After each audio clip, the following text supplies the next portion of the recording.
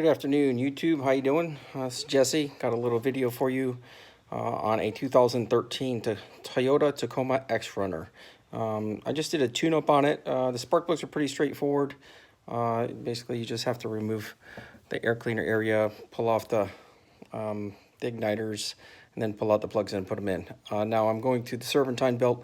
And the serpentine belt is not that difficult, but a little tricky, so I figured I'd give you a video to show you exactly how to do a Toyota X-Runner 4-liter serpentine belt. I've seen a few other videos here, but kind of hard to tell where things are at, especially when it's really crowded down here. As you can see, it's pretty crowded underneath the oil filter. I have my little wrench here to show you exactly where the serpentine belt tensioner is at, and then of course you don't see very much here. So the belt's tucked in there pretty tight. I was going to give you a diagram.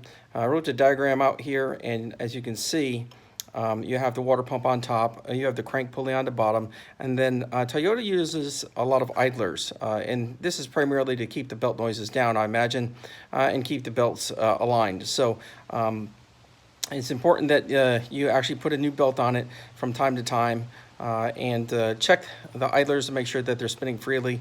If they're not spinning freely, you might want to invest in some new idler bearings during this job. In this job, I only have 50,000 miles on the vehicle, or actually closer to 60,000. I decided to change out the belt.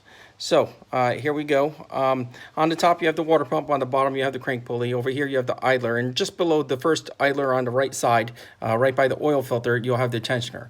That tensioner, if you lift up on it, or turn it counterclockwise, it will loosen up the belt. So once you loosen up the belt, you'll grab it on the left side over here where the power steering pump is to remove the belt off. Once you remove that belt off, you could start kind of working the belt out of the engine bay so you could replace the new one.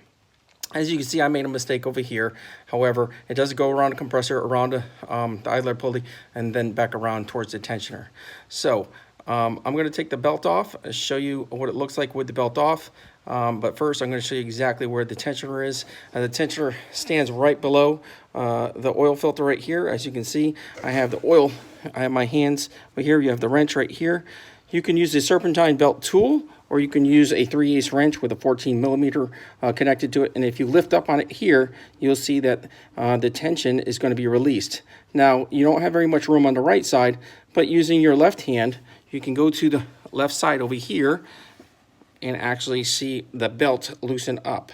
And once you see the belt loosen up, sorry for the video, but I'm going to actually take it off live. I'm going to use my hand right here, and I'm going to work the belt off. And the belt just came off, as you can see it.